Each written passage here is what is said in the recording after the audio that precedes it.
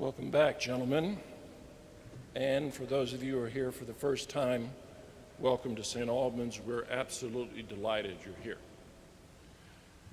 This morning, let's be poets, dreamers. And like so many poets before us, let's imagine a shining city on a hill. It's easy to do that here, and the road would be like Massachusetts Avenue, winding up from what was once literally a swamp. It climbs to Mount St. Alban and to this cathedral close seen across the city, and I may add to this cathedral's dream of a better place, a shining city. In absolutely no way do I say this is a better place, not better than a church in Anacostia, a school in Shaw, or the open city down the hill across from the Shoreham. But here, let us accept it is our calling to have faith and to dream. As I said, the poets before us have imagined this road. They've made it a test of sorts, and often they line both sides of the road with ditches. Sometimes we fail a test or two and fall in. Sometimes we choose to follow in and wallow in the ditch's mud. So why keep climbing? Why? Because you have vision. You see a shining city on a hill. Well then, Headmaster, tell us what's in that city. I don't know. I have no earthly idea. I'm pretty confident that the streets are not lined with gold or with college acceptances. It isn't built on the back of slaves. It has no building honoring the emperor as God. I do know something, however. I know something about the journey up the hill. The people behind you know something about the journey up the hill. You know something about it. Let's agree that the effort to climb is worth it, and that's the first step. Well, what's step number 2? It happens very early in life when you have this elemental aha moment. You realize that I am, pardon the grammar, me. Then you spy your fellow travelers. They are not me, correct? They're not me. They are like you. Look, they're human, but they're different. He's shorter than I am. The other guy is quicker than I am.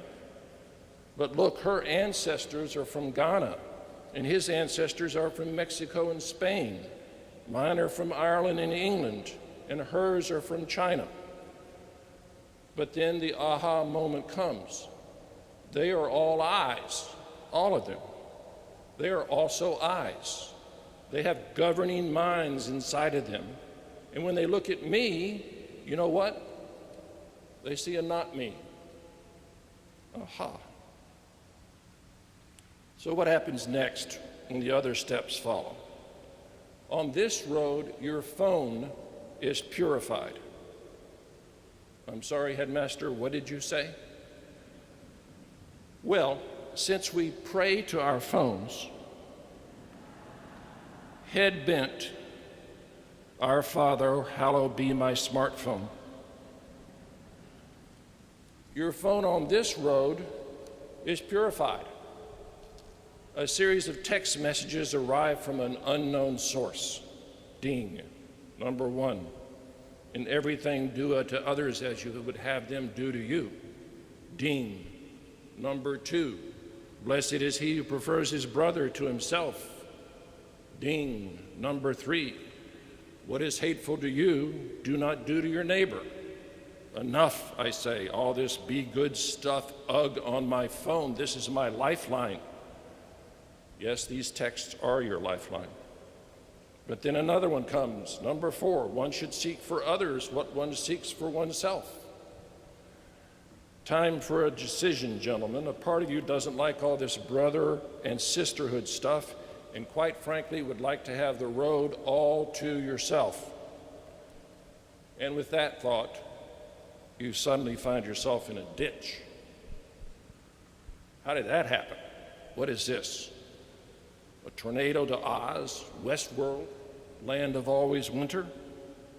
Besides you in the ditch, there's a guy who said he'd rather enslave an entire population, rather decide of a certain race should work for you, serve you, be abused by you, make you money off the sweat of his back and the death of his people. You know enough about American history to realize how wrong and unjust this is. You try to scramble up out of the ditch, but another man pulls you down. Around his arm, he wears a swastika and says there is a conspiracy in the world against him. It's the Jews, he says. They're going to replace us. You've studied your world history and know that the people who swore allegiance to that Nazi flag and their allies killed nearly 80 million people in 6 years and 5 to 6 million Jews simply because they were Jews. This is shameful, you say. It's not a word you like, but you use it. It is shameful. The ditch fills up with water and worms. You hear your phone sound again. Number 5. Anyone who claims to be in the light but hates a brother or sister is still in the darkness. You have another insight. There are not me's who cannot accept the other not me's in the world, including me. And the only choice left to them is hatred. They don't want the others, they want to use them, they can't share any of the world's goods with them, and sometimes even enslave or kill them. You, on the other hand, might struggle, admittedly, to love all those not me's, but you want justice and you want to get along, and you mount that road again. Gentlemen, if you think poetic visions like this have no relation to reality, I ask you to turn to Houston. Total strangers, in a society increasingly isolated by our phones and nonstop media, rescued each other, reached out, literally. Suddenly, safety was more important than material possessions. Human beings were more important than buildings. And you know what? Race, gender, class, and religion did not matter. In this massive and multicultural great city, we understood that yes, helping others the way you wish to be helped can actually happen in the real world. Okay, thank you everyone for indulging me this extended metaphor of the road to the shining city. I'll leave you on that road this year. Good luck. Outside our school in this great city, I can't predict what's going to happen this year. But gentlemen, begin here with the small things, opening doors, being at lunch together, supporting each other in games, in the classroom, and on your phones. Care for each other. Doing the small things gives you the courage to go big. Stand up for honesty and truth-telling and giving to each other. Call out racism and homophobia and misogyny and anti-Semitism. Speak about the fascination of religion. You are called to this school to care for each other and to take that caring into the world where you will go.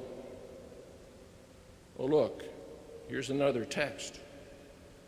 What profits a man if he gains the whole world but loses his soul? God be with you.